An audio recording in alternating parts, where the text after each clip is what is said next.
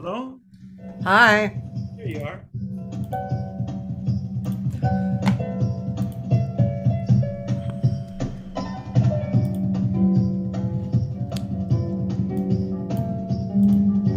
I'm we're live. Okay. So I'm playing some of your music. Okay, thank you. Okay.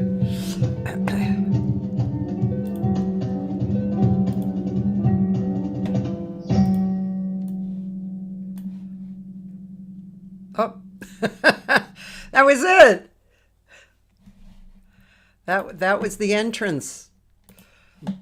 Hi. Hi, how are you? Fine. How are you? Good. Sorry, I have this like, I don't usually mess around with my hair, but when I have like a sticking, what is it called? A cowlick or something? Oh, okay. It's like a little scary. Christopher Garcia. Hello. Hello, how are you? Good. How's it going? It's crazed right now. Is it? Yeah, it is, but it's fine. All Just right. Crazed because you have too much work? Yes, yes. Isn't there a joke about that? Give a musician a lot of work and they get upset. You complain about the same thing, no work or too much work. Yeah. Well, somebody asked me if you were my brother. I was like, no. We do have Garcia in our names, but Yes, it's not even my born name. So, and you're from East LA, yes, I am, very but much. you're not that old though. How old are you? I'm old. I You have are? I have great grandchildren. Wow. But that doesn't necessarily mean you're old.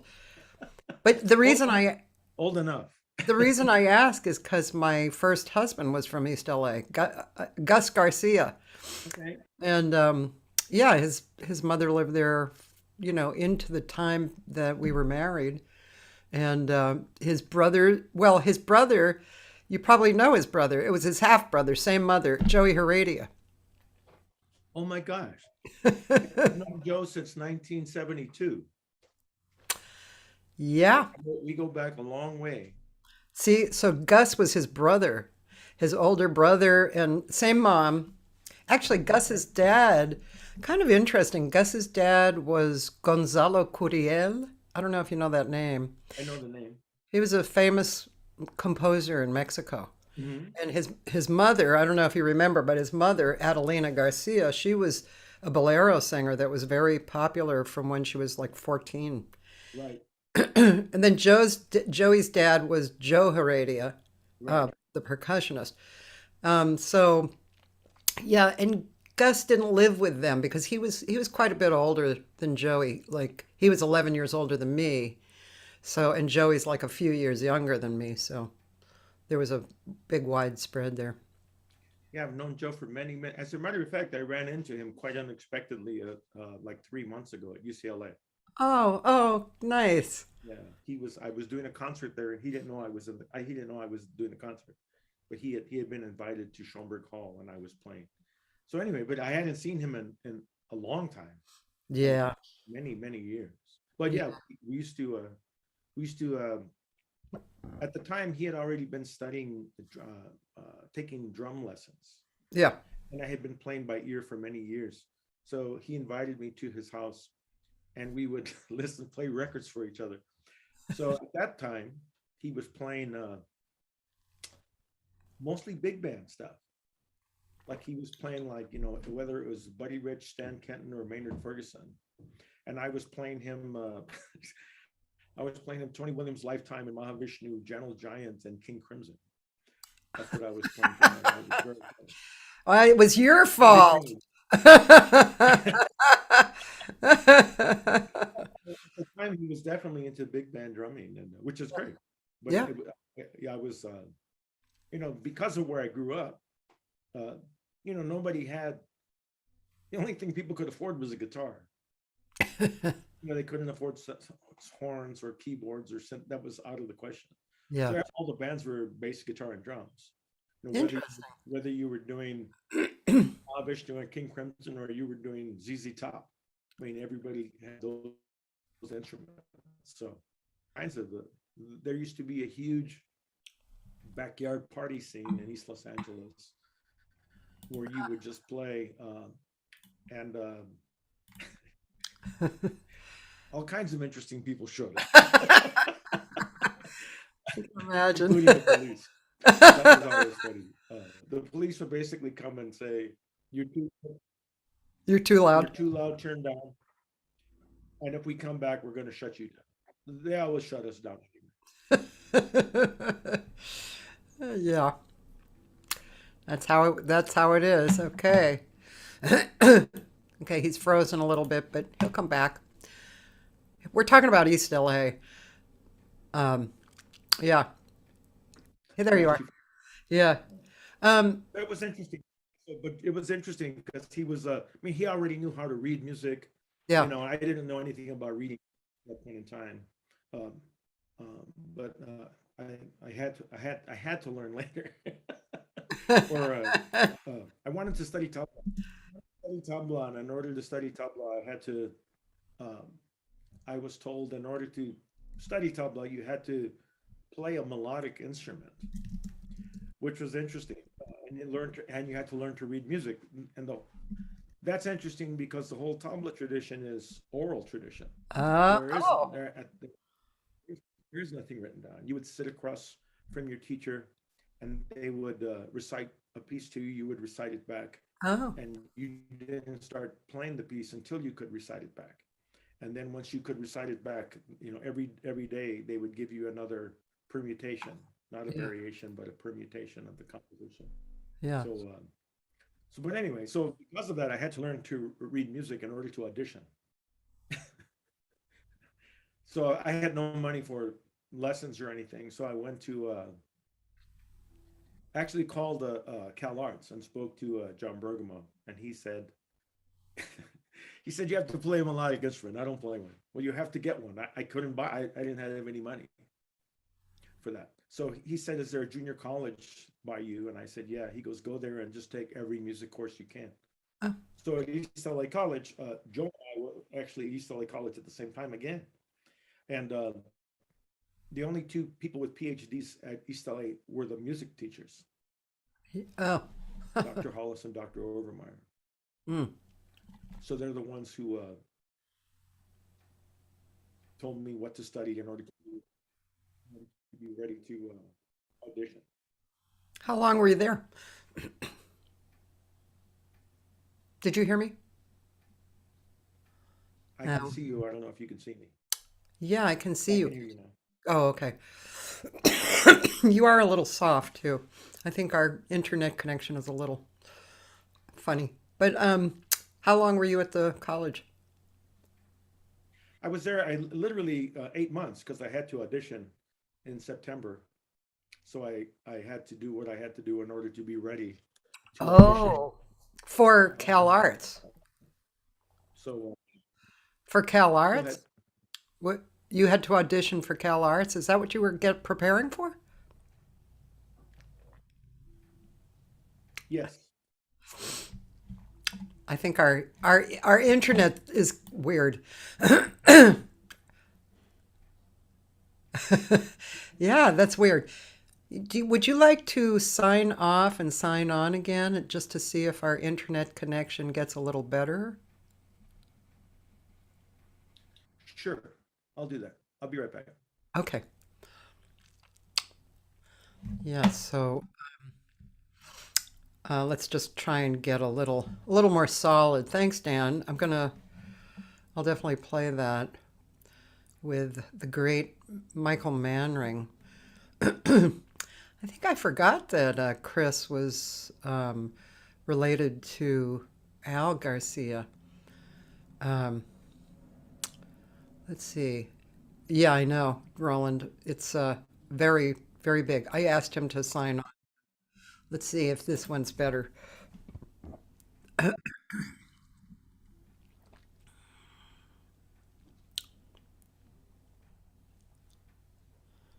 Is that better? We'll see. And Breeze Smith says, "Yes, yes, my brother Chris." Yeah, we play together in a group called with Dwight Tribble, Oh yeah. Cosmic Vibrations. Oh, I didn't Yeah. realize you play with Dwight. Cool. Are you Yeah. Al Garcia's cousin? No, no, no. Al's Cuban. Al's from Newark. Okay. Al Garcia's from Newark, New Jersey. But we met in Alhambra in 1978. Oh, shit. I know you and you. We've been playing since 1970. Huh. I've heard the Michael Manring thing with you guys. Really, very nice. Very nice. And something just came out, right? Al sent me. I forget what he sent me. It was a tribute to somebody. There was all these different bands. Um, Oh, Alan Holdsworth. Yeah, Alan Holdsworth tribute. that was really nice. You guys sounded great on that. Yeah. Um, and you play with Dwight Tribble. Pretty cool. Yeah, I, I used a picture of you because it was just such a striking picture. I don't know if you saw my PR. It was you and I have to show you. I don't. This guy was quite striking. And Is it it on just Facebook? yeah, I'll show you right there. I'm sorry, who was it with? Can you see? Let me see. You should be able to just see it because I'm sharing my screen. No, not yet. It says you started screen sharing, but I don't see it yet. Oh, the guy is in kind of some kind of ethnic Yeah, tradition. no, it says you have started screen sharing, but No, I know. I'm telling you about the guy that you're standing with. oh, that's Martin Garzo. Yeah, Oh, we've been playing together 20 years. I met him when he was 15 years old. huh. He's a Mexica Azteca dance drummer and a very good one. One of my favorite Mexica dance drummers, actually. Real sweetheart. I'm not I mean, I've known familiar him with it. since he was a young man. He just got I'm not familiar with what that is. Mashika? What is that? What is Mashika dance it drum? would be it, it, it would be Aztec drumming, Aztec music, Aztec drumming, Aztec dance. Yeah. That's one of the. I have a very weird skill set. I mean, I get invited to play with lots of different people for many years that do very different. Like, I play classical Indian music, and I play Zappa music on drum set. I ZAPPA play music. Indian music. Hear that, Roland? Yes, Yeah. that's on drum set and marimba. Then I play uh, South Indian percussion, tabla. Tabla is North Indian. I also play kanjira and ghatam, which is South Indian. I play with Bobby Bradford. I play with Continuum for many years. Michael Blotkovich. Just audiences that do not overlap, which is fine. Yeah. I I think was, people think there's always going to be an overlap, but there's not, which is fine. People that see Indian music don't go see avant-garde jazz usually. yeah. That's interesting. I just got this Which is Bobby good. Bradford. Keep I things just got going. this Bobby Bradford record. Do you know this new record? Home? I played yeah, they did I believe they did 6 concerts with that specific ensemble, and Yeah. I did one concert with him at Union Station a few months ago. Cool. I love this. That's a good band. It's great. Yeah, Bobby's really wonderful. He always does things like when I play with him, he is very much into uh, not having people uh, do what they always do. Yeah. So, so as an example, when we're doing a set of music, he will tell me only on the third piece today, I'm going to turn around, and when I turn around, I want you to play a different time signature. No matter what's happening, no matter who's soloing, just do it. So my question is, do you want the quarter note consistent? Do you, does it matter if it's 7, 11, 19, 28, and he's like, surprise me. So what happens is if you're playing a piano solo and all of a sudden he doesn't tell anybody else in the band, he only tells me. So the band, I can tell you what we were playing. Uh, he says every now and then you do this thing. He said, I don't know what you're thinking. He says, but I call it a storm. You do this thing, it's a storm to me. He said, if I look at you and I say storm, do you know what I'm talking about? And I said, yes. He said, okay. So whenever I turn around, this is for another thing. I want that storm. I said, okay. So we're doing a ballad. It's broken. Now we're a trio. It's Roberto Miranda on bass, and Don Preston on piano, and me. And I'm playing with brushes. Left hand brush on the snare drum, right hand brush on the floor tom. A ballad, very quiet. You could hear people breathe. And Bobby walks over to me and he whispers in my ear, I need that storm. And I said, right now? And he goes, right now. And I said, how big a storm would you like? This is all happening in 5 seconds. And he says, tsunami, baby, tsunami. So I go into this thing, and the whole band is like, because nobody knew this was happening except me and Bradford. So there was looks of, you can imagine the looks, right? Yeah. You're totally nuts. What are you doing? Like What are what you the doing? are you doing, man? Yeah. That's the way he likes to work. He likes to keep people on their toes. And we did that. He does it every time I play with him. And then but so they never know what song. So we did an encore one gig, and there was another piano player sitting in with us. It wasn't Don Preston. It was another piano player. And he had experienced this in the first set. So when the encore came, Bobby called out a Mingus tune.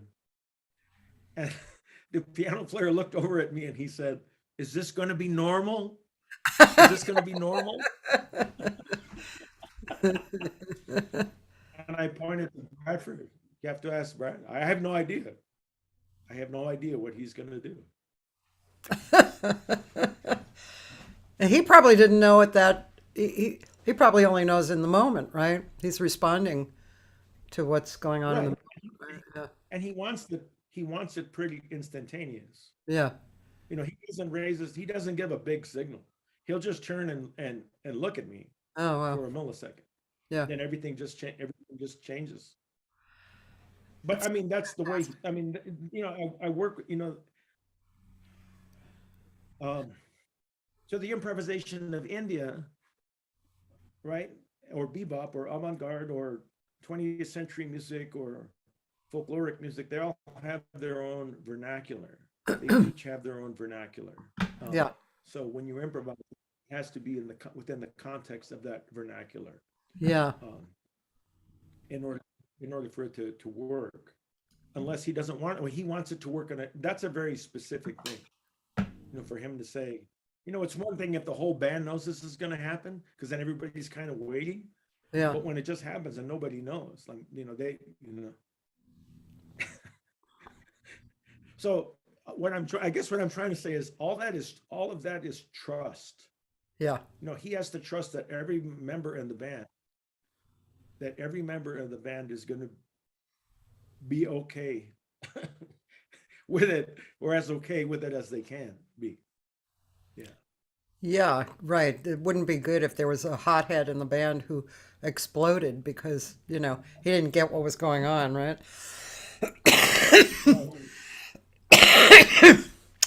Right. I have suggestions coming in. Breeze gave me some Dwight things, and he wants me to ask you about John Bergamo, Don Preston, and Ruth Underwood. Wow. Well, John Bergamo is the one responsible for me. Uh,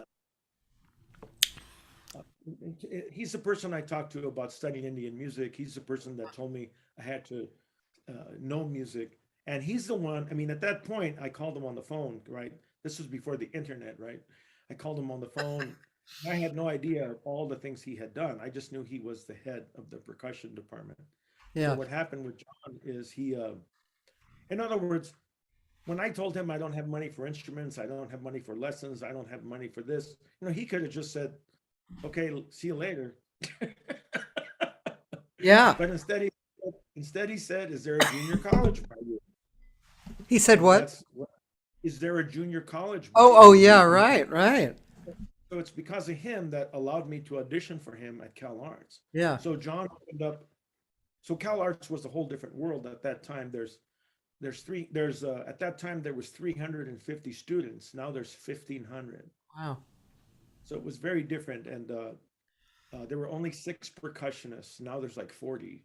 So it was a very different world. But it's because of John that I, he was playing. He had just made ZAPPA Live in New York. He had done overdubs on that record, so he had a lot of that music. So we started playing that music back in 1979. Yeah. And then he brought Ruth Underwood in to do master classes. So it was kind of a, Who is I Ruth knew who Underwood? ZAPPA. I'm not sure I know who Ruth Underwood is. Ruth Underwood is the percussionist from Frank Zappa. She Oh, started playing with him when she was still Ruth Komanoff in okay. 1969. She married Ian Underwood, and she played with Frank up until pretty much 1978, 79. Oh, So okay. Ruth is known for being this very meticulous, very like she won't. When they were in the studio, if she's doing an overdub and she makes a mistake, she just stops. She'll just stop. She won't play the whole thing and then listen back, because at that time they're recording to tape, Yeah. so you can't edit, you can't punch in Yeah. a marimba. So if she made a mistake, she would just stop. So so she did that all the time. I mean, because if she didn't want to have a mistake recorded. Yeah. So she's the only person that I know in Zappa's band, as an example. There's a concert live in Helsinki, and they're playing a piece called Montana, and the most of it's in like a mid tempo, but in the middle of the song there's this really gnarly mallet part, and he started it way too fast. And she knows that she's the one to play that part 3 minutes in. So you hear the band start like 8 bars in, and then they Yeah. stop, and then you hear Frank say, "What? It's too fast for you." So she's like, she's not going to play. I'm not going to play. I'm not going to play at that tempo. So he says, okay. So and I can't imagine any other band member in Frank's band stopping Frank Zappa's band on the stage. So he starts the song again at the same fast tempo, and again she says, I'm not going to play." So then he starts it again. So she's known for being very meticulous and very, she's a Juilliard studied percussionist who was playing, classical percussion, and she ended up, she used to see the Mothers at the Garrick Theater in 1969, and then she would transcribe those pieces and go play them at Juilliard. Huh.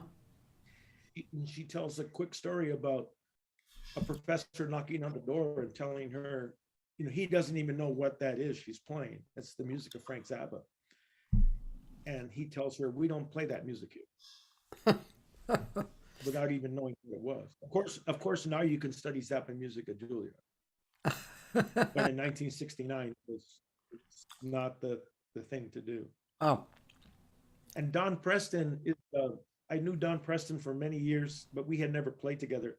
And then when it came time to, Don is, do you know anything about Don Preston? a little bit. I don't know a lot. Other than that, he's the Mother's. Yeah, I mean, Okay, I know so he played Don, here in Don's from Detroit. Detroit. So he's from Detroit, and he will tell you that in black bands he played bass, and in white bands he played piano. So he was in a quartet in Detroit with Tommy Flanagan on piano, Yusef Latif on saxophones, Elvin Jones on drums, and Don playing bass. Wow. And then 4 years later, he was playing piano for Nat King Cole in a big band. So Don is known as the godfather of synthesis because he made synthesizers before they were made. He's known for making things to do things synthesizers couldn't do. There's a very famous Bob Moog interview where he says, you can't do that on a Moog, what he's doing on a Moog, Oh, because he made things to alter the Moog. So Don played with Gil Evans. He played with hmm, Jack Bruce, Carla Bley, wow. Michael Mantler. So Don has a whole other side of him Oh, that in other words, if you're a Zappa fan, you just know the Zappa stuff, but he has a whole other thing. I didn't So know that at Don and all. I, we play in duos and trios and quartets. Yeah. Sometimes it's quote unquote, we're playing monk music. Yeah. Sometimes we're doing quote unquote jazz, beboppy kind of stuff. He loves that stuff. Monk and Paul, or Lee Konitz. Huh. And other times we're just playing Zappa music, or we're just playing free, or we're playing Don's music. Wow. So those are three very different people that gave me three very different things. There used to be a place in Pasadena that had concerts, and he used to play there. I don't. You might have played with him there. It was like a. I never went, but I kept wanting to go. Um, I'm not sure if it was a coffee shop or a. Do you recall any of that? Yeah, I do. And I should say for years, he also played with Charlie Hayden in Los Angeles at the Unicorn Club, which was in Hollywood, and that's before the Mothers. Oh wow. Uh, so so he used to play with Charlie Hayden, and that's when Carla Bley was a waitress there. So I mean, Oh my God. How so cool. right. So Don has a very interesting arc Yeah. of music, Yeah. and It's really he is. he's never the same way once. Yeah. But the thing about Don is that's actually natural about him. There are people that try and do that, but Don, that's just Don. Yeah. Don is just, and I think that's why Frank had him, because you never knew what Don was going to do or how he was how he was going to do it. Um, how did you play a lot with Mike Manring? Yeah, we've been playing since 2005. Hmm. We actually first time we played was at we had never met, and we it was a free music concert, Yeah. um, and it was a gentleman from Germany, I think, Uh-huh. and we had so we meet an hour before we're supposed to play, and Michael's asked the gentleman, he says, "Is there anything you would like us to do or not to do?" And he says, "No, no, no, we're just going to play free, just listen and respond." So we said, "Okay." So we go out, we start playing, and basically this guy, everything was on 10, and all he did was play like endless 30-second notes for like 90 minutes. Like no matter what we did, we actually stopped playing 4 times, just stopped playing, just to see if it would change anything he was doing. And it didn't change anything, anything he did. So at the end of the concert, uh, Michael had to fly back to San Francisco. So Michael said to me, "I hope one day we get to play music."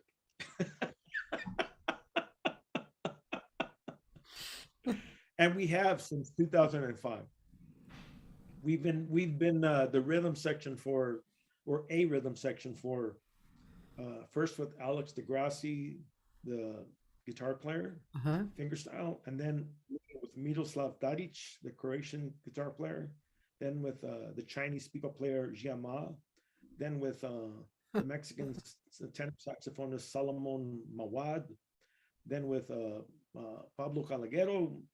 Um, and so we play a lot of different music as a rhythm section, Yeah.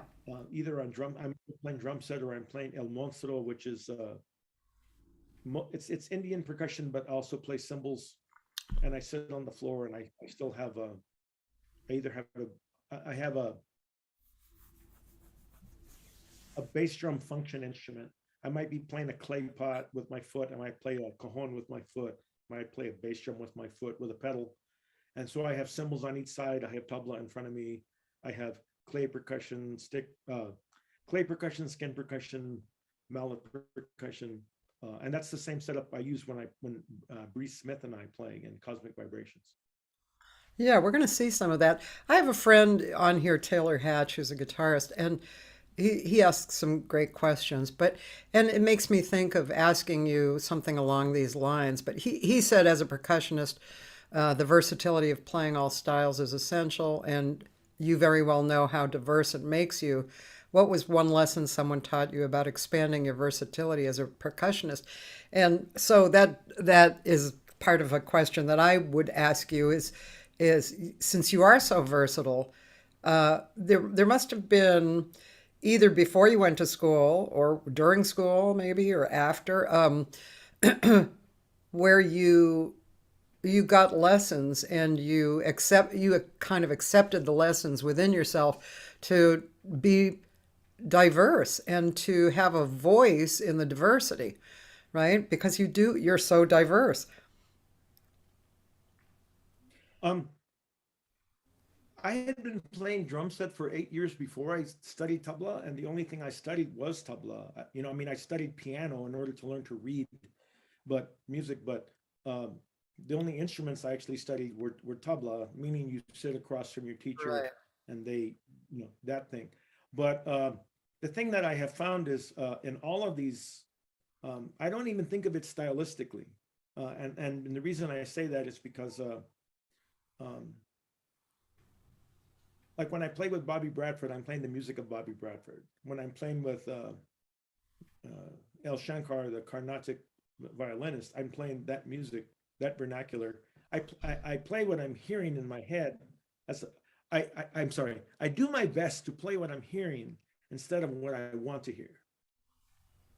Yes. And but that only comes from playing. I play with somebody every day, still Yeah. every day. So I mean, the uh, so like Bobby Bradford is not playing a style; he's playing Bobby Bradford. Yeah. El Shankar's not playing a style; he's playing El Shankar. Michael Vlatkovich, he's playing himself. Each of these gentlemen are. I mean, what I'm saying is that literally thousands of hours of playing with these people. Yeah. It's a very organic approach, and organic only happens over time. I mean, you don't meet a human being and say, I've never met you, but one day you'll come to my house, I'll go to your house, we'll have Christmas, we'll have, that's not how that works. Yeah. The only way that music works for me is for it to be organic, and the way things can be organic is for it to happen again and again and again and again. And I will give you Elvin Jones. When I somebody asked Elvin Jones what they wanted, the question is, isn't it true that John Coltrane Quartet never rehearsed? That was the question. Yeah. And the person wanted the answer to be, yeah, it was like magic. Right? That's kind of what this person was looking for the answer. Yeah. But Elvin's answer was, you are correct. We never rehearsed. We only did 4 sets a night, 6 nights a week for 7 years. But we never rehearsed. So, so what I see more and more now is musicians who can play their instrument really, really well, Yeah. but they don't play music that well Yeah. because they haven't been. I mean, just with the. I mean, I've done over 500 3-hour performances of ZAPPA music. Yeah. That's 1,500 hours, and Uh-huh. then we did uh, 4 rehearsals for every gig. So just that music alone, marimba or drum set, it's like 8,000 hours of Yeah. playing of that music and traveling with these guys and listening to them and all of this. And that doesn't count all the other thousands of hours of all the other things. When I played with the violinist El Shankar, um, we did 30 hours of rehearsals for as a duo to play this classical music. I mean, if a, a lot of people approach improvisation peripherally. If you play with somebody 30 days in a row, it's going to be different than if you play with them once, Yeah. or if you play with them twice. But that time is um, organic time. That time, the only way that happens is in real time with real people playing real music. So I've been very fortunate. I'm not a session person, and I don't teach privately or publicly. I, I just do. I'm just asked to do what I do, which is unusual. But I think if I only did one thing, it would be hard to pay the bills. But I never do anything to pay the bills. And many times if people ask me for a specific thing, like for example, if somebody asks me for a specific style of drumming, I'll say, you need to call this person because that's all that person does. I mean, I can do that. And unless they want my take on it, it's like, you should call this guy. This guy has 30,000 hours doing just that. That's all he does. Yeah. So if you want that kind of thing, I always refer people all the time, Yeah. unless they want what I'm doing. Right. Right. There's a, there's a real funny, there's a documentary, I think it's called Sideman. And Yeah. Yeah. they're talking to, they're talking to, the funniest one is they're talking to Rob Zombie. And he says, they're asking him, how do you choose musicians? And then he says, well, you need 3 things. He goes, the first thing you need is a really great musician. He goes, there's about 10 million of them. He said, then the second thing you need is a musician you could get along with. He goes, now you're down to 3. He says, and then you need a musician who can travel. He goes, and now you're down to 2. So it went from 3 million, from 10 million to 3 to 2 in 30 seconds. you know. And I feel, I mean, I don't. There was more opportunities for us to play all the time, every day, with somebody, and those opportunities don't exist anymore. Well, I mean, you can still play with people every day, but you know, The people that same want to people every day, right? be paid, You're saying the same, no, the, different people. no, no, I mean, you're saying before there was more opportunity to play with the same people every day? Yeah, I mean, to actually go on, like I Go played on the with road. Michael Vlakovich. We did three. Every tour was 10,000 miles. We drove from here to Canada and back, you know, to Toronto and back, playing every day, 30 days. We did that for 3 years, you Wow. know, and you know, playing 2 hour, 3 hour shows every day, playing avant-garde music. Um, he's a really amazing composer. If you've never heard Michael Vlakovich, he doesn't really talk about himself, unfortunately, but he studied with Gil Evans and he studied with Oliver Nelson. Wow. And his he can make a 5 piece band sound like a big band, but just by the way he writes. Wow. He's a real What is astute. his last name? uh, Vlatkovich, Vlatkovich, Vlatkovich. He's a trombonist. He's from St. Louis. Hmm. I mean, he's here. He's in Portland, from St. Louis. So I did a lot of work with Michael Vlatkovich. Actually, I'll tell you. We were doing a university uh, clinic, and he passed out all this music. You know, we would play like 6 or 7 pieces with like a big band kind of a thing. Uh, so this one piece is the only piece where he said, in this particular piece, there is a direction, and the direction is you play from beginning to end, and the next time you play it at a different tempo, and the next time you play it at another tempo. So every time it's at a different tempo, and there's fermatas everywhere. So there's all this beautiful, wondrous. It's called The Color of Sound. It's a really beautiful piece. So we're at this clinic, and there's like 30 horn players, you know. So everybody's playing this piece. It sounds really great, and then this one guy just starts blowing over the top of it. You know, he just starts doing a solo, a quote unquote solo. So you know, we finish the piece. Everybody hands the music back, and the instructor of the ensemble, he's shaking his head, right, because this guy's obviously just soloing. So when this person hands the music back to Michael, he says, "I don't know if you noticed, but I did not follow your direction."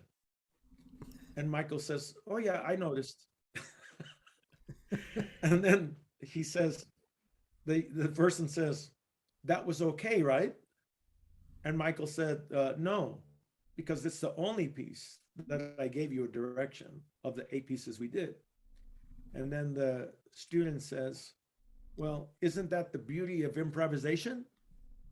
And Michael said, "No, that's the destruction of a composition."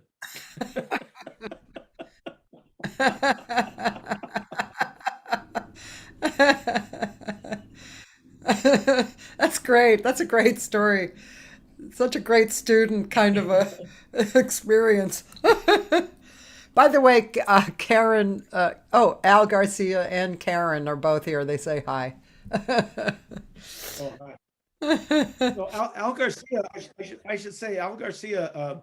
When I first met Al, he was playing bass only, Yeah. and there was a point where we were auditioning guitar players, and we must have auditioned. I know it was 24 guitar players, 24 guitar players, and it was just not happening. And the last guitar player is Mike Tovar. He's more of like a rock funk kind of a player, great player. And so we were rehearsing with Mike Tovar, and Mike Tovar gives Al his guitar and says, "Play my guitar and I'll play your bass." So we did that, and then Mike gets his instrument back and he tells Al, "Just buy a guitar and get a bass player." And that's when Al bought a guitar. Wow. So it's kind of interesting, and that's many years ago. I don't remember the actual year. Al might remember better than me, but and then Al started playing guitar and became a not became. I mean, Al's a great musician. Yeah. He plays um, like him and Michael Mannering are kind of sort of similar in the way they play bass in the sense that they don't they can play quote unquote patterns Yeah. like most people want a bass player to do, but a lot of time both of them play melodic uh, parts that don't necessarily repeat. So they're playing in time, keeping the groove in time, but not necessarily repeating a pattern. They can do that, but a lot of times they weave this thing in and around me. So I mean, so I always say drummers play uh, time, like drummers play, usually pattern oriented stuff, and percussionists play in time, where they're not necessarily repeating the pattern at all. Yeah. So working with Michael and Al has been um, they're both very different uh, players and they're both really sweet men. I mean, anybody that puts up with me, Al's played with me since '78. He deserves the medal. Well, Al's pretty sweet. Yeah. Yeah. I want to actually play a little bit of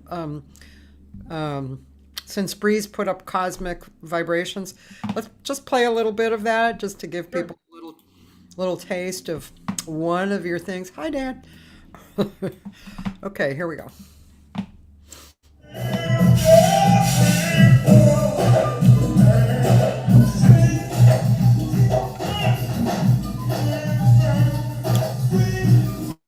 Wait a minute. I'm sorry. Do I see Christopher? Are you there? I'm there on the floor where I belong.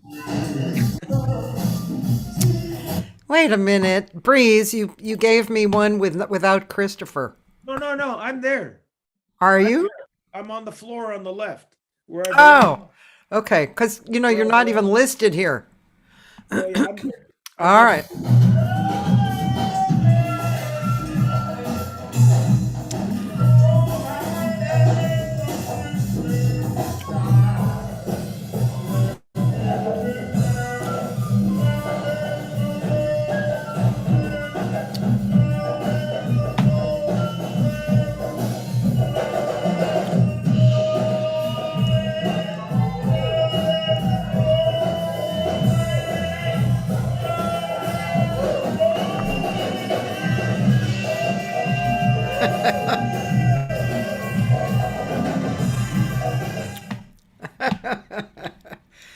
Oh boy, that's not you. Um, let's see. There's some other ones I was checking out. That was one we came on with, and I have this to say that particular ensemble. I mean that particular ensemble. We just show up and play. yeah, There is with no Dwight, you mean? Yeah, I mean, Yeah, between the six of us, the only thing he might say is, Bree starts this one, or Chris starts this one, or Pablo starts this one. There's no tempo, no key, no groove, no. We just start playing.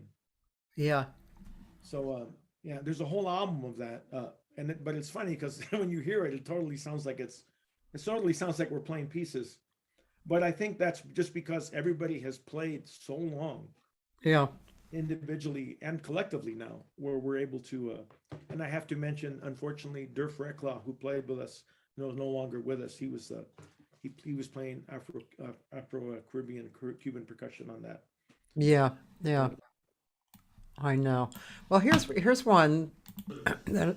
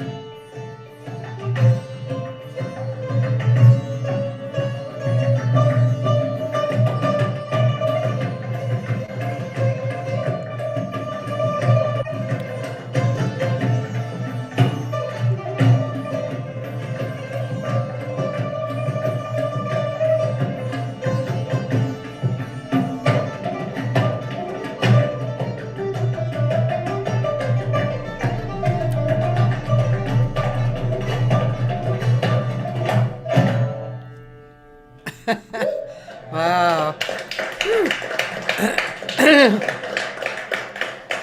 Wow, that's incredible. So, first of all, who is that? The who playing with you? Well, I have to say that the gentleman next to me is one of my favorite percussionists. His name is Leonis Shinneman, and uh, I don't even know what to say about Leonis. He knows as much about jazz as much as he does about Carnatic and Hindustani and African and Balinese music. He's a great musician, and that group is usually a trio. It's usually a pipa player, Jiama, Uh-huh. Chinese pipa player, and John Stevens playing guitar. He also plays sarod and surbahar. But that was I invited the onus, and I'm pretty sure that was right after. Unfortunately, he's actually fine, but he had been in a horrible, horrible accident. Somebody ran him off the road, and they thought he would never walk again, Hmm. and he broke his neck and his back, and blah blah blah. All these horrible things happened to him, and we did a big benefit for him, and raised uh, a lot of money for him to help for his physical therapy and all that.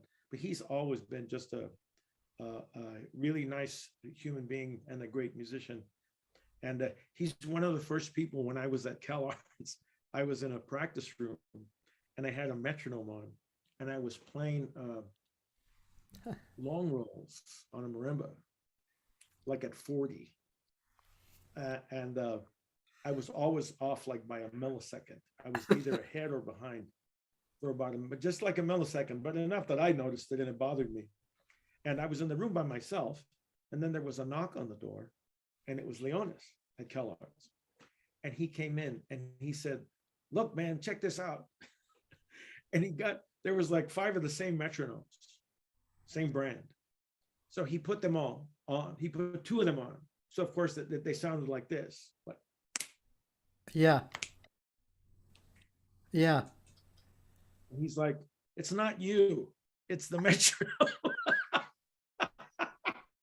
So he said, instead of putting it on 40, he said, put it on 160 and just still do the long roll. But so he was that was very that was one of my first Cal Arts lessons was from Leonis. The other one was John. I was Bergamo. I was practicing in a room, and there was a bang, huge bang on the door, bam, bam, bam, bam, bam, and opened the door, and it was Bergamo, and he said, "Come with me." And I said, "What?" He goes, "Come with me right now." I go, "Right now." He goes, "Just leave everything," like upset, like just leave everything. Come with me. Like, okay. So I went with him, and it was this thing he had. He called it the rhythm scale, where you would play. So it would be da da ga da ki da da ka di mi da ka di mi da da ki da da ki da da ka di mi da ka da ki da da ka teri ki da ka da da ka da da ka da ka da da ka da. You would go from 1 through 9 or to 13, but keep the same pulse. You would go from 1 to 3 to 5 to 7 to 2 to 4 to 6 to 8, et cetera, et cetera. So I was practicing that with a snare drum. So he took me out of the room, and we used to be 2 floors down, and we walked up all of these stairs. We got up to the main gallery, and he said, "What do you see?" And I said, "What?" He goes, "What do you see?" And I said, "I see people." He goes, "What are they doing?" I said, "Well, they're all doing different things." He goes, "Yeah, tell me what they're doing." And I said, "Well, that person's eating, that person's reading, that person's laughing, that person's walking." And he goes, "Ah, look at the people walking." I said, "Okay." So we stood there in silence, looking at people walking. And then he says, "What do you see?" And I said, I see people walking." He goes, "How are they walking?" And I said, "I'm sorry, John, I don't understand the question." He goes, "Every human being walks in time." He goes, "Everyone is walking in time." He said, "So I never want to hear you in a practice room with a metronome." He said, "Because that room with the metronome is not life." He said, "So when you're walking, say the 2s, the 3s, the 5, your right foot is the downbeat, and you sing anything you want over the top of it." So that was like one of my first huge Bergamo lessons. And then later on, we're watching an orchestra rehearse, and he sees me across the room, and he motions for me to come next to him, and he points to the floor, and we lay down on the floor on our stomach, and like this, and we're looking at everybody's feet, and he says, "What do you see?" And the orchestra's playing, but nobody is tapping their foot at the same time. None of them are tapping the foot at the same time, but they're all playing together. Wow. And then he says, "Even though we all have our own time, we can adjust and make time work for all concerned." Those were like huge, because you can either be on top of the beat, behind the beat, ahead of the beat. But that was very powerful lesson for me from John. you know, Yeah. and the whole thing was always about life. It was always about life and living, and not about locking yourself up in a room. And it was about playing with people and playing with them as often as possible and learning from everyone, because everyone has something to, you can learn something from everyone, good, better, and different. So that was like a very powerful, he was a very, not just for me, Yeah. for anybody that studied with John. And I would say that John, I would say John's, so there are people you can see playing that you can tell who they studied with by how they play. Hmm. But you could never see that in anybody that studied with John. Nobody replicated John. He was not, his whole thing was uh, Who are giving you? ourselves, giving ourselves to ourselves. Yeah. So everybody, you know, somebody might play marimba to study with him, somebody might play classical snare drum, somebody might play tabla, but they're all students of John and Bergamo. And he continues to resonate and radiate against across all of these folks that studied with him and just taught us, you know, there's always people better than us and always people not as good as us, and just to be humble and respectful. So that's a huge life lesson. And now I have to go to Elvin Jones. I have to tell you, one day they were asking him at a percussive arts society, and this goes back to Bergamo. They asked him, "How did you learn to play the way you did? How is it that you can do all of these things across on top of what Bergamo was talking about? Elvin Jones did also in his own inimitable way." And they asked him, "How did you do that? How did you learn to do that?" And he said, "I was in the army." Uh, He said, "I was in the army, and there was no war. So we used to march 4 hours a day." So he said, when I was marching, just what I said about singing on the beat and across the beat. He said, I did that 4 hours a day for 3 years. wow. So it was kind of interesting that was the same. It's the same exact thing that Bergamo was talking about, you know. And John, I should say, you know, John studied with Max Roach. He went to school when Ornette was at school at the same time in Lenox in Massachusetts. So John was like a great bebop drummer. He was totally ambidextrous, could play right. He had ride cymbals on both sides. He could play, you know, I remember people asking him about specific things like the Jim Chapin modern book on modern jazz drumming. And somebody was having an issue with playing a specific pattern. So he asked, well, how are you playing it? Are you playing, is your hi-hat on your left foot or your, and you know, so because he was ambidextrous, he could play it anyway.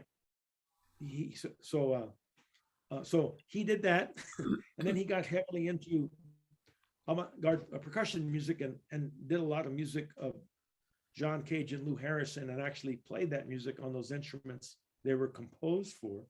And then he got heavily involved in Indian music. So I would say John had 3 feet. He was totally a jazz bow, bebop jazz bow. He was an Indian, the whole Indian thing, and the whole avant-garde 20th century. Plus, whenever he wasn't teaching, if a student didn't show up, he played an African class every day. If a student didn't show up, he played in Balinese class. He played every day. He was constantly playing. And as opposed to thinking about playing or wondering about playing, or he just played all the time. And people can make those opportunities for themselves. They may not be paid opportunities, but what you get from playing with other people is always a learning experience. Always. It's the best learning experience, I think. Yeah. For me, anyway. Yeah. I really, of course, I agree. I would like to even, I feel like I'm kind of, even though I've done a lot of improvisation and especially with certain groups of people, I feel like I want to go down that road even more. So I feel kind of like a beginner kind of, because I haven't really gotten into it, committed myself. Recently I started doing reading poetry with the group around me, improvising and maybe singing a little and then going on with the poetry. And the audience loves it. They loved it because It was a real specific experience, you know? I've worked with four different poets and they're all different. Some people ask for a very specific thing behind them. Some Yeah, people say just improvise. Some people just read the poetry. They don't want music behind the poetry, and they don't want poetry behind the music. I yeah. would Dorothea Grossman would work that way. She would recite this poem and then we would play. Then she Ah, would recite a poem and then we would play. ah, And there's other I've worked with the poet laureate of the United States where he specifically had specific things he wanted, and then I worked where it's just totally free form. But the thing is, in the moment, at the moment, every moment, people are very um,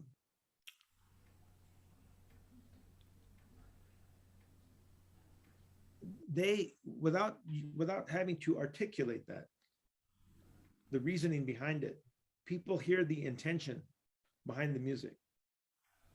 The intention is very important to me. Why you're doing what you're doing, how you're doing what you're doing, when you're doing what you're doing. If it's like, well, they're really going to like this one, that's a very strange intention to me. That's never been my intention for anything. yeah, yeah, Uh, but to just be, I mean, I love playing where you can hear people breathe. yeah, When your audience breathe or they gasp or they say something where it's just so powerful. Where because the ultimately the music is beyond us, right? The music has nothing. We have nothing to do with the music, right? yeah. Like this thing is always exist. This thing exists. Bergamo used to say, if we were playing a groove, and we stopped playing, he said, somewhere across the world, somebody else is taking up this groove. We just stopped playing. And when that person stops playing it, another person in another part of the world. And it's like the whole concept of music to me is we don't create the wave, we just jump into it. Yeah, And depending on our instincts, we hold on as long as we can until it picks us up and throws us out again. that's nice. Because to think, that's why you always hear, or you might have heard, not always, you might have heard somebody say, I tried to take it over here and nobody went with me. And that's because the intention is Yeah, that to me is a wrong intention. yeah, I'm trying to make it go here. It's yeah, like, well, it either goes there or it does. It's like having the conversation. It's like if I start talking about hot dogs right now, it has nothing to do with what we're talking about. So I mean, it's all very yeah, relative, and yeah. Hey, I, you I know, wanted I wanted to ask you about that last thing we saw too. Um, uh-huh. like it sounded like there were patterns that you and I forgot his name, the other percussionist. Leonis. Yes, Leonis. It Uh-huh. sounded like there were several patterns that you knew together, or I'm not sure if that was a real song that had certain spots for patterns, or you had learned patterns previously, like in tango, for instance. Um, so what I was think that? that was a specific piece written for Tarnoth, who's my first tabla teacher. And I don't know if it was I don't think it was his first tabla teacher, but it was definitely my first tabla teacher. I think it might have been his second. And Oh, Leonis is one of the primary exponents of that style of drumming. Um, and so we have that. It's like playing standards. Like we have a common ground. okay. So but I can just recite to him. I can say, and he'll just play it. Ah, I don't have to write it out. I can just recite it to him. Or he can recite to me. And then I just know I hear the inflection and the rhythm. And which is interesting because, um, you know, uh, most Indian improvisers, if you ask them to sing sing an improvisation yeah. and then play it, they can. Uh-huh. But I don't see that in Western. I've never heard a horn player, recite a solo to giant steps and then play it. Yeah. It's always like, uh, there's a like Coltrane, who's one of the improvisers, right? he says, he said playing with Monk that year in between Miles when he left or he left Miles or was thrown out, depending on your point of view. Yeah. Said, um, playing with Monk was like stepping into an empty elevator shaft, because what he would do is he would lay out for 6 rotations and come back in. And wherever he came back in, Monk, it might not have been within the top of the form, but it was always within the form. And Coltrane realized he had lost his place in the form when Monk came back in. Oh. So there's the question. So is he improvising in relation to the harmony that's being given him? Is he relying on that? Because how would he keep losing his place? Right. If it wasn't put there. Yeah. I mean, not that one's better than the other, but it's just a different vernacular. It's just so that's why I'm saying a lot of people play their instruments as opposed to playing music. Yeah. If there's a great saxophonist, if I want to hear him really improvise, I'd give him a ukulele. It's like something he doesn't play, because then he has to come at it from a very different point of view.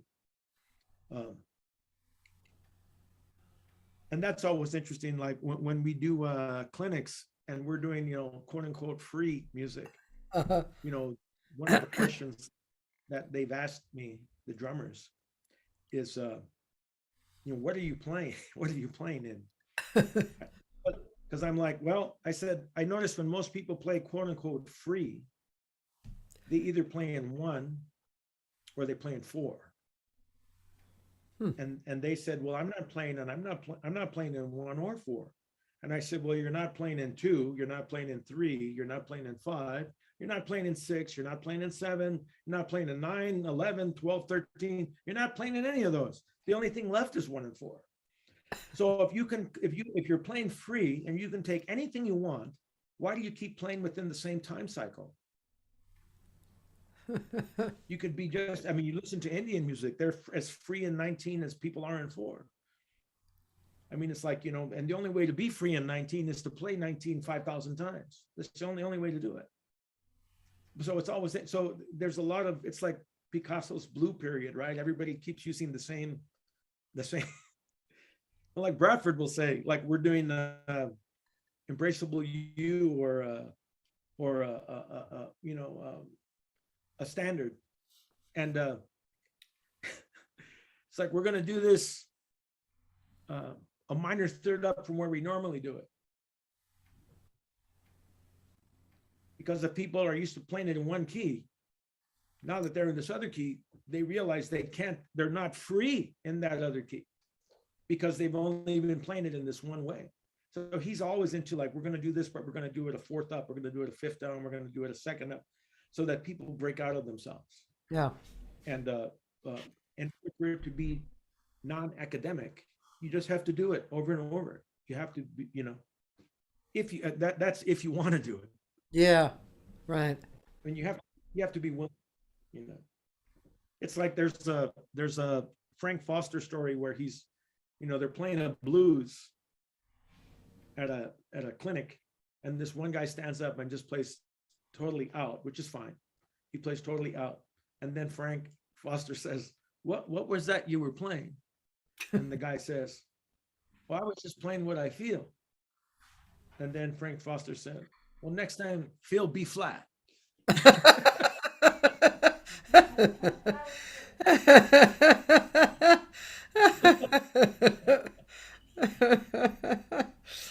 Oh, here's Dan. My friend Dan posted you and Nels Klein. That should Yes. be interesting. Nels is actually it's because of it's so Nels Klein calls me. I know Alex and Nels. They're both excellent human beings and excellent musicians. Nels Klein called me and said one of Charlie Hayden's daughters had been hit in an accident Oh, maybe 25 years ago, and she survived. So he wanted to do the Survivor Suite. So he called me up and he says, "I want to do the Survivor Suite with you." I said, "Okay." He said, "But we're only doing it with tabla and baritone guitar." But the original recording is Charlie Hayden, Paul Motion, and Dewey Redman, I believe. uh-huh. and Keith Jarrett.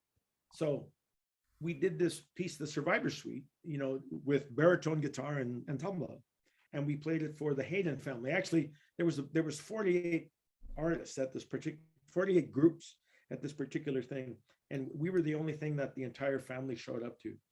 And it was Nels, and I did that with him at like maybe 7 or 8 times, and at different places. And he would just call me and say, "What are you doing tomorrow?" "We're going to play the Survivor Suite." Like, okay. So on one of the concerts we did was at Great American Music Hall in San Francisco.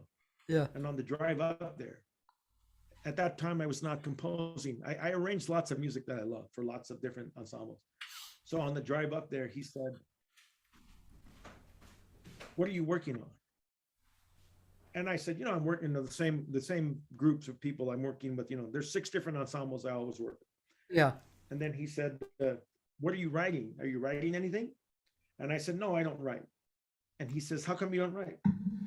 And I said, "Well, because there's so much great music out there. I can't imagine anything I could do would be as great to me as those particular pieces that I love working on and arranging." So I learned the craft of arranging by doing all this music. And then Nell said to me, "Well, you know what original music is, right?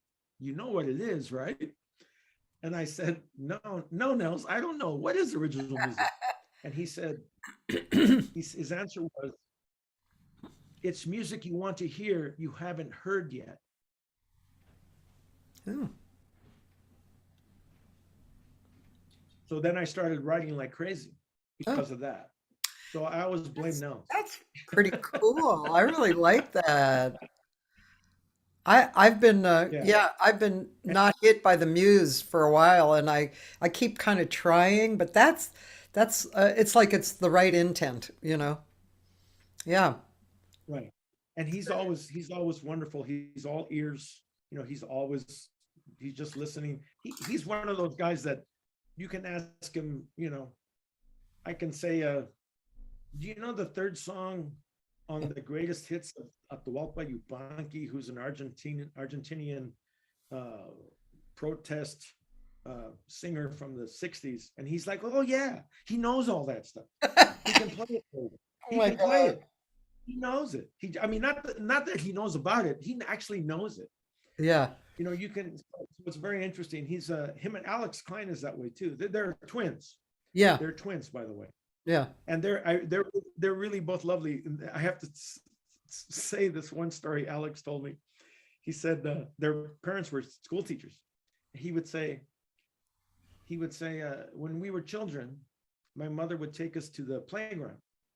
He said, Alex said, "I would sit in a sandbox and play by myself. And Nels would play with whoever walked by."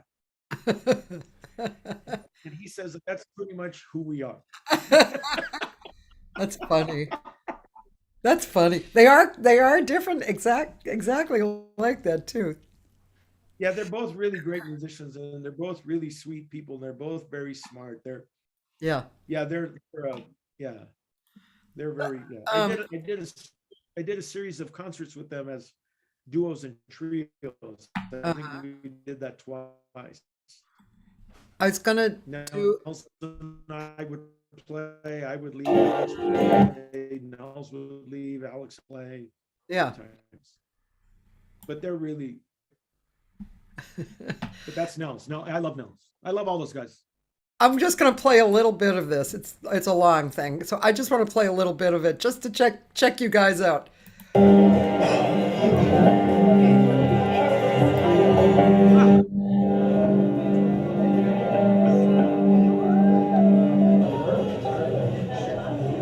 never seen that. Hey, I think this is what you're talking about because it says benefit for Petra Hayden.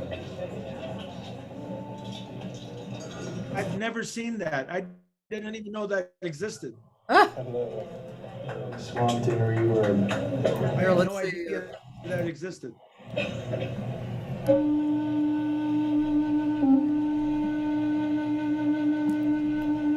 Wow.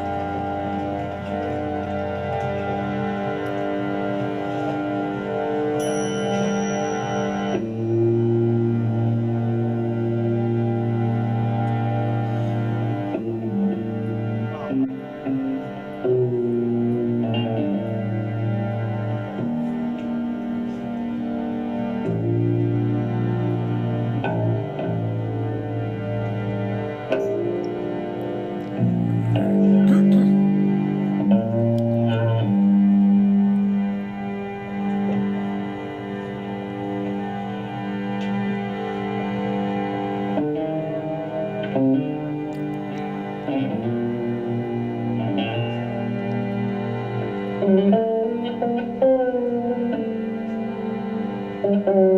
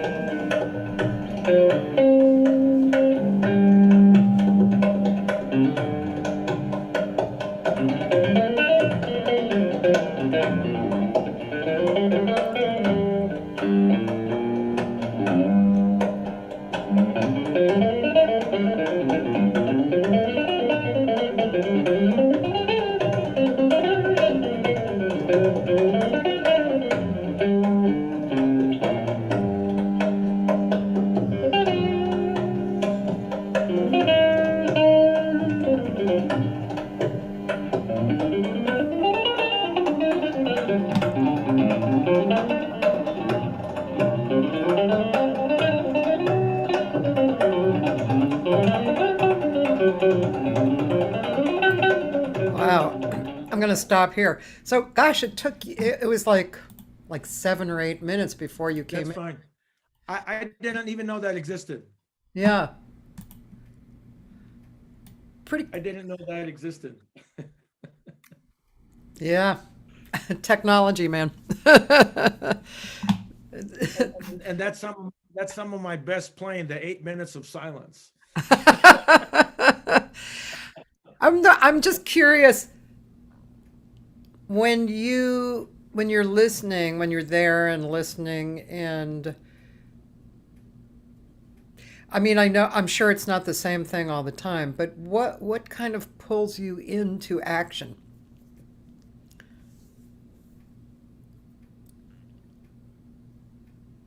I I need to hear it. Well, it depends. It depends on who I'm working with. Like some people want something very specific. Yeah. Some people are just like just play what you hear. So with Nels, it was always play what you hear. So that's why I didn't.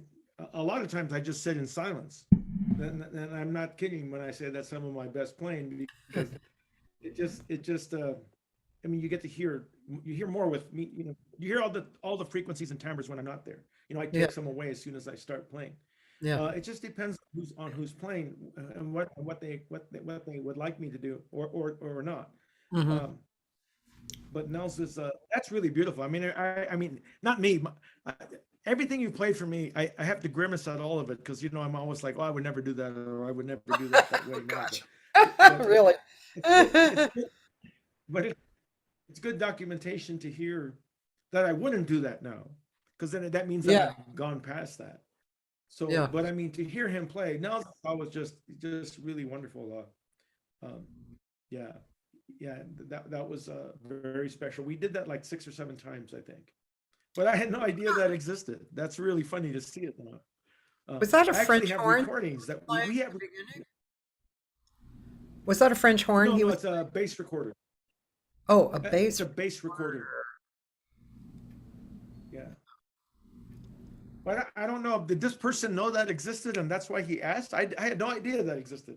No, Dan, my friend Dan Davila, he comes on every day, and he's very good because he takes the guest and then he goes and looks for things. So that's he Well, I just had no idea. yeah. Thank you, Dan. Had no idea that existed. No Yeah. idea. I think it's under the name Nels Klein with Christopher Garcia. Right. That's amazing. I had no idea. I don't even remember a company that room was so small. I don't even remember. I mean, literally, the Haydens were all in front of us. We could touch them. We could literally touch them. They were Yeah. all there. Because Nels played in the Charlie Hayden Liberation Music Orchestra, the West Coast version, Yeah. not the East Coast version. The East Coast version. I mean, it was Carlos. It was Carlos arrangements. And the East Coast version had Paul Motion on drums and Oh. Mick Goodrick on guitar. Oh, But the wow. West Coast version had, I can't remember if it was Alex or I don't remember who was playing drums on the West Coast version. I never saw them. I don't know if knew I who ever they were. heard that. So Paul Motion and Mick Goodrick and Charlie, that probably was beautiful, right? Wow. And Jim Pepper. Jim Pepper's one of my favorite tenor players. He's long gone, but Jim Pepper. You know Jim Pepper's work? Not well. He was in all of Paul Motion's bands. And actually, Joe Lovano was the second tenor. Yeah. Jim Pepper was the first tenor. Oh, that's where I've heard And him. and yeah, but Jim had a very unique, different. His sound was very different, and his harmonic approach was very different. Oh, You can hear there's a really great album of duos with him and Mel Waldron playing duos. wow. Really nice stuff. Yeah, I'm writing that down. I have a story for you, a little short little Okay, story, a Mick Goodrick story. So I went to Berkeley. I was playing flute at the time. They didn't have vocal when I went. So, but during that time, I had a friend who was a guitar player who, of course, took from Mick. And for the first 6 months, he would go to his apartment, and Mick never had him take out his guitar. So they would just talk, right? And so this one day, Mick said, "Yeah, why don't you take out your guitar and play something for me?" So my friend Steve took out his guitar, and he was nervous. And so he just was playing, and he noticed that Mick was just kind of staring out the window. And so Steve finished, and Mick turned to him and said, "What was I doing?" And Steve said, "Like nothing." And Mick said, "Yeah."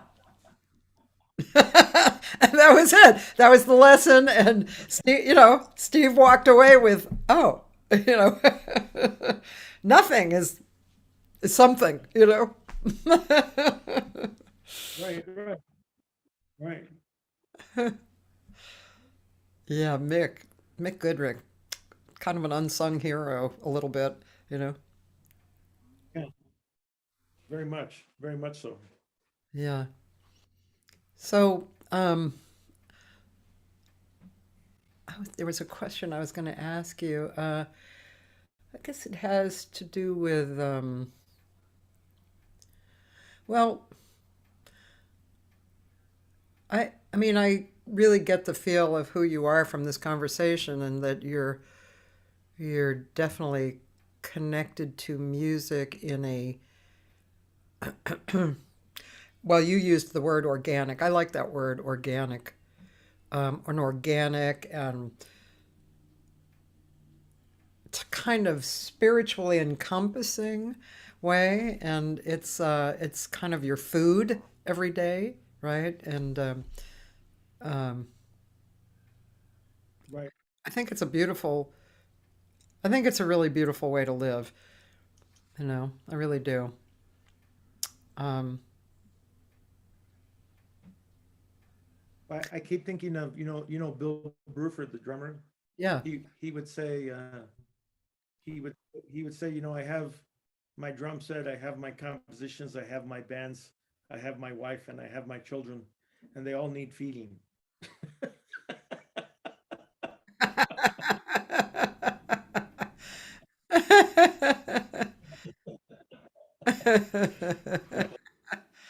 So, meaning that the my biggest struggle is the balance between all that, Yeah. because I'm married, I have two children, three grandchildren, and two great grandchildren.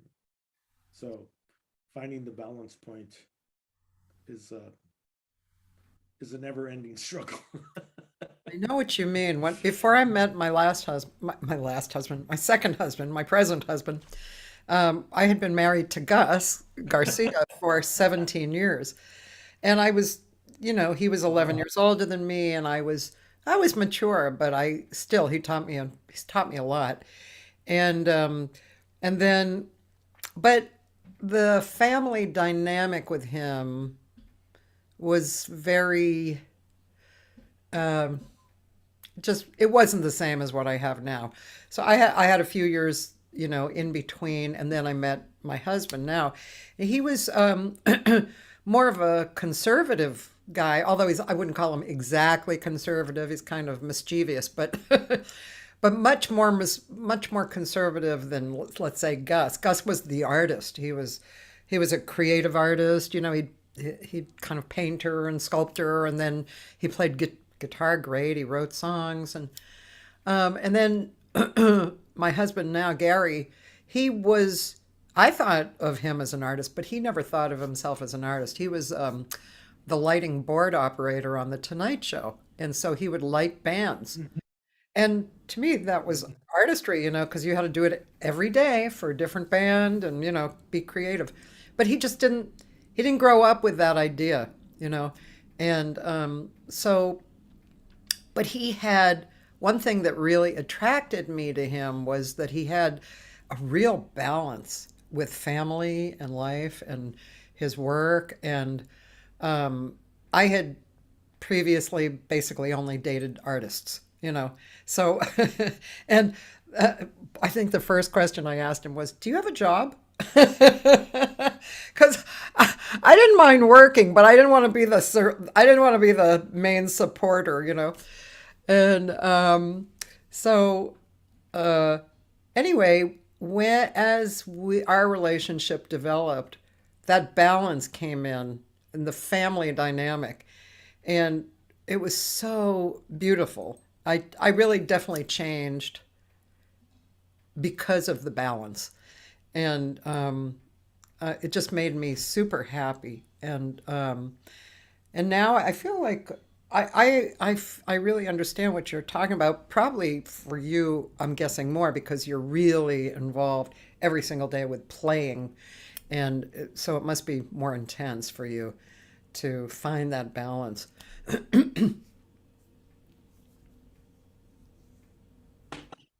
Well, you still got to take out the trash when you come home. Yeah, that's right. But yeah, it's been a it's been an interesting arc, and met so many wonderful human beings and musicians. They're not always the same. I usually say not every human being not every human being is a musician, and not every musician is a human being. Actually, I'll share this story with you. I I did a I was playing with an Indian musician, and he said to me, he put his hand on my shoulder. He was leaving to India, and he gave me a bag full of USB sticks of his music, and he said, "I want you to hold on to this until I get back." And I said, "Well, you should just take it, and I don't want to be responsible." He goes, "No, just I don't want to go through security and all that, demagnetize all that stuff." He said, "Just hold on to it." I said, "Okay." So he put his hand on my shoulder and looked at me in the eye very seriously, and he said, if you look at the amount of money we have made through the course of our lives, and you divide that by the amount of hours you have practiced, the amount of hours you have rehearsed, the amount of hours you've recorded, you've toured, you've studied," he said, and he's very serious. He says, we are lucky to have made 3 pennies an hour if we're lucky. He said, and if you tell that to a human being, not a person, I always thought that was funny. He said, if you tell that to a human being, they will tell you, you're crazy. You're crazy. He's very serious. And he says, do you know why they would tell you? Do you know why they would tell you you're crazy? And I said, why? And then he said, because we are.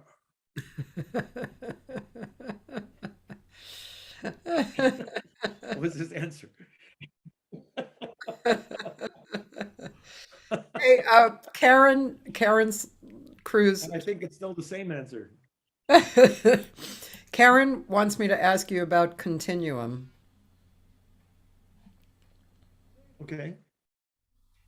Continuum has been in existence since with that name since 1985, and that is basically all these musicians I know were just showing up and reading through music, the way actors show up and read through a play, Yeah. and that was all that's very peripheral to me. Like everybody, once a week you read through a play. You don't do that play. You don't ever do the play. You just read through the play. Yeah. So everybody's reading music, and I didn't want to play with people that were just constantly. I never want to see a band where everybody's looking at a chart. Yeah. Myself, Yeah. I want it to be lived in. So um, the one thing that Continuum had was, it's like, well, this is the deal. Your tune, your band. So you have the final say on what you want to have with your music, and you have people willing to get together to play the music and hear it develop. Yeah. Not just playing the chart, hear it develop, see where it goes. Maybe you want to change it, maybe you want to extend it, maybe you want to just leave it alone and tell them to play what's on the page. But it gave the composer um, that opportunity to do that. So there's been many versions of Continuum. Al was playing guitar at first in Continuum, then he's playing bass in Continuum, and now he's playing guitar and bass in Continuum, depending on what we're doing. So now it's the three main people are myself on either drum set or el monstro percussion.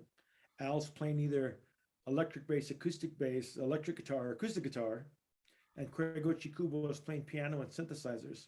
And for the first time since 1985, we have two horn players instead of one. So we have Daniel Wideline, who plays soprano, tenor, and bari, and flute, and Pablo Calaguero, who plays um, soprano, tenor, bass clarinet, bass flute, and baritone. So it's the first time we've had two horns. Uh, and that particular group of musicians is, we don't have anything in the digital domain, because any CDs we had, we sold out. We don't have boxes and boxes of CDs in our garages. We sold all of that stuff out.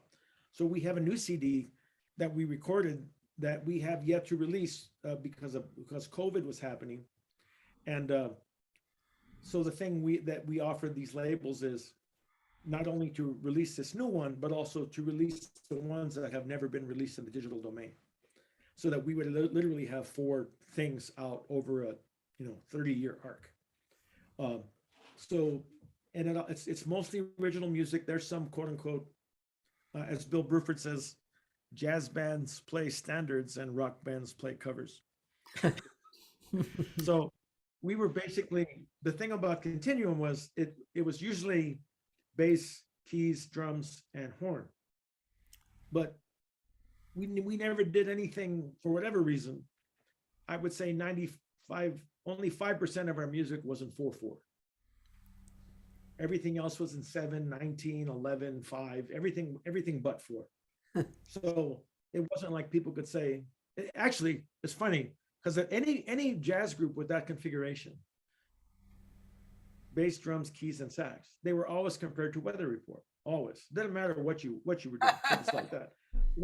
But of course, Weather Report, 95% of their stuff wasn't 4. We were like Mahavishnu with a saxophone, basically. Uh-huh. So what happened is that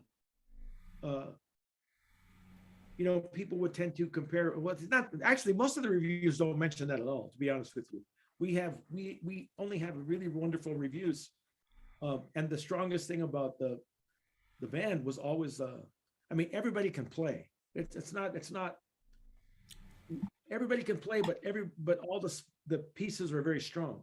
Compositionally, they're very strong. Whether there's a solo or not, the pieces are very strong. So the one was not. It was really trying to make that balance between the compositional and the improvisational within the context of that framework, and that only comes from playing. And we've done acoustic versions, electric. I have to say, so for some reason, jazz type critics, like I said, if you have that configuration, it's always compared to Weather Report. Now, if you go to the rock world, Yes had the same instrumentation as did Genesis, as did Gentle Giant, Right. as did Deep Purple, as did Uriah Heep.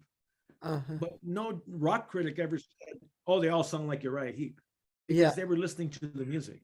So Right. the other thing that's interesting, if Continuum plays a concert with electric instruments, all electric except me, I was playing electric bass, synthesizers, and saxophones, people say, "Oh, that's a fusion band."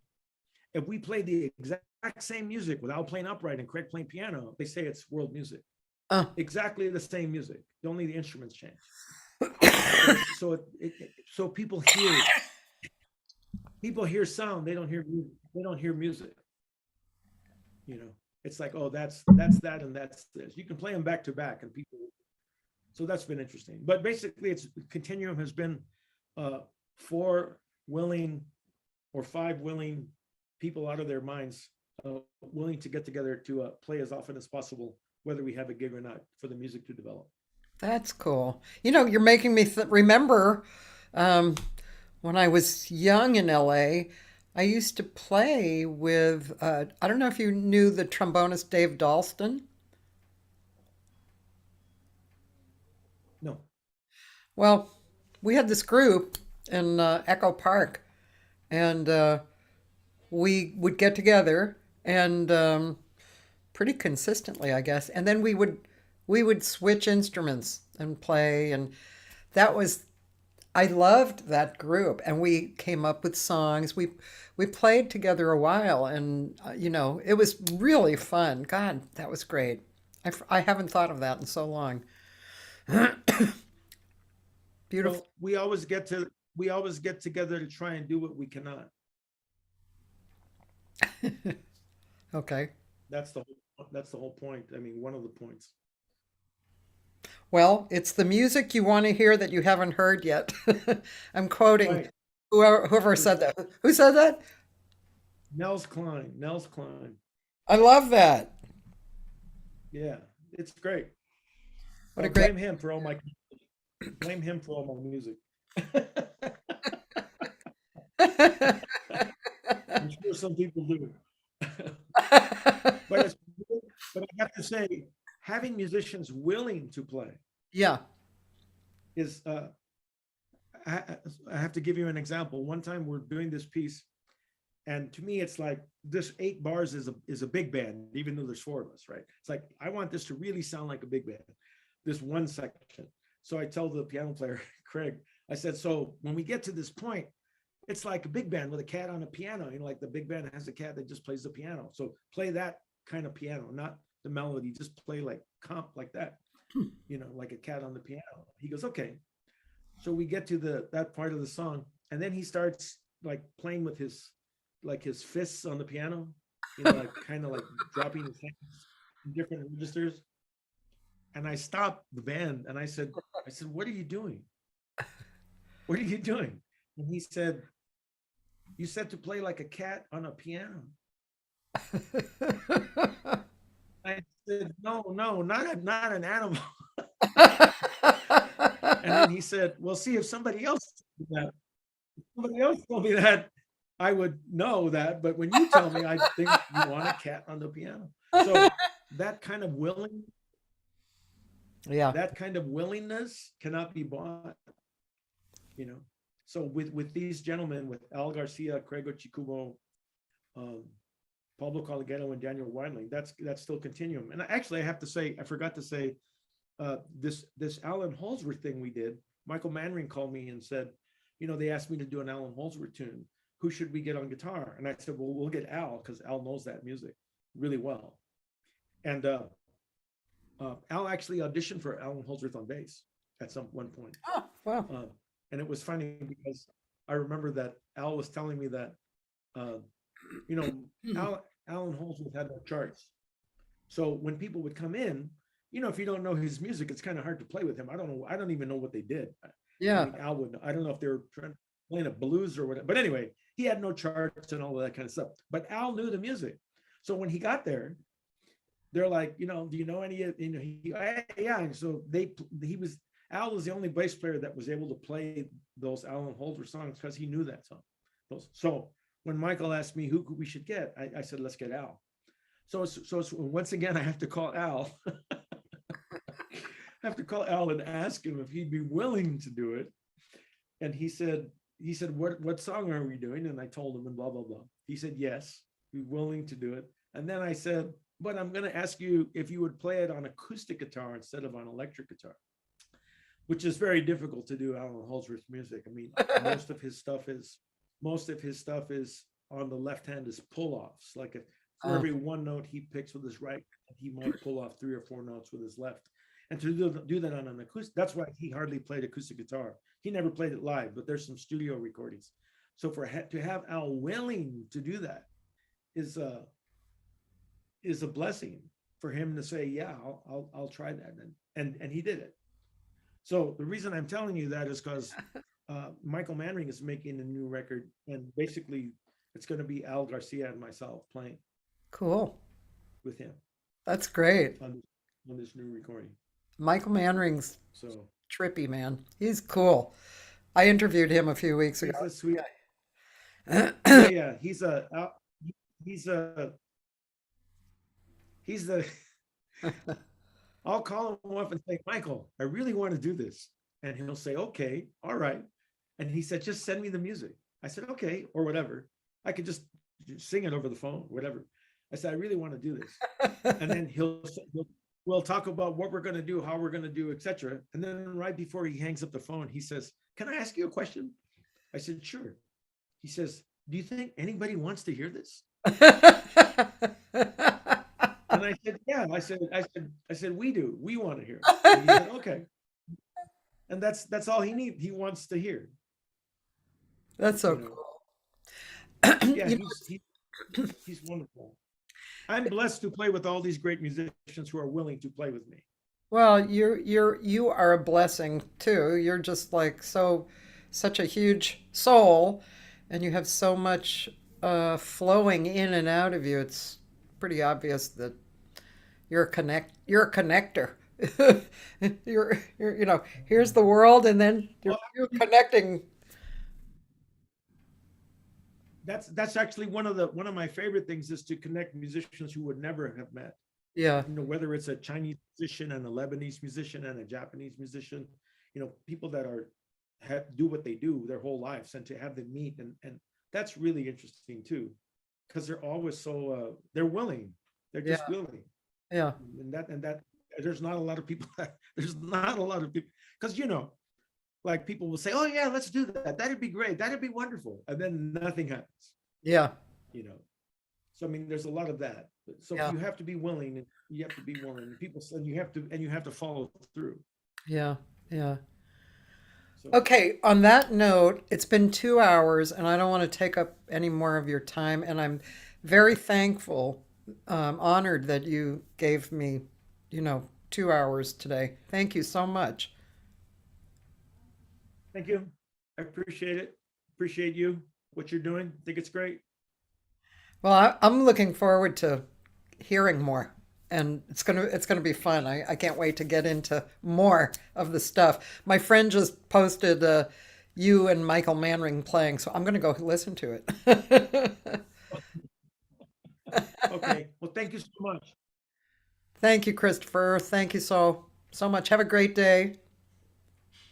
Okay, you too. Okay, and I'll see you uh, later. all right, and for those of you listening, tomorrow the live person is French guitar player Thomas Curbillon, and that's going to be fun too. All right, adios. Bye.